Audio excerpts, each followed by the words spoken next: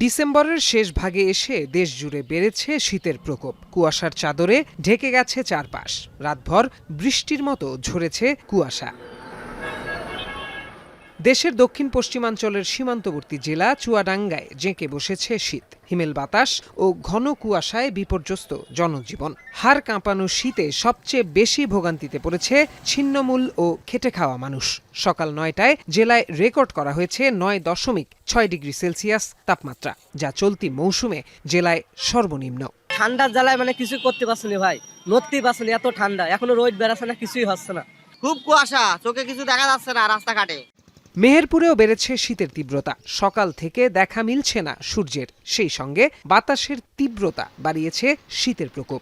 সকাল থেকে প্রচুর বাতাস এবং শীতের প্রভাব অনেক বেশি। প্রচন্ড শীতের জন্য মানুষ কাজকর্মে যেতে পারছে না, রাস্তাঘাটে অন্ধকারে দেখা যাচ্ছে না কুয়াশারিতে।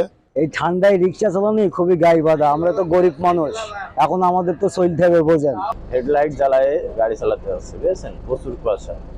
হিমালয় কন্যা পঞ্চগড়ে তাপমাত্রা কিছুটা বাড়লেও ভোর থেকে সকাল পর্যন্ত ঘন কুয়াশায় ঢেকে থাকছে চারপাশ। একই সঙ্গে হাসপাতালে বাড়ছে রোগীর চাপ। এদিকে ঘন কুয়াশার কারণে বৃহস্পতিবার রাত 12টা থেকে শুক্রবার সকাল 9:30 পর্যন্ত বন্ধ ছিল মানিকগঞ্জের পাটুরিয়া দৌলতদিয়া নৌপথে ফেরি চলাচল। এতে 9.5 ঘন্টা মাঝ নদীতে আটকা ছিল 3টি ফেরি।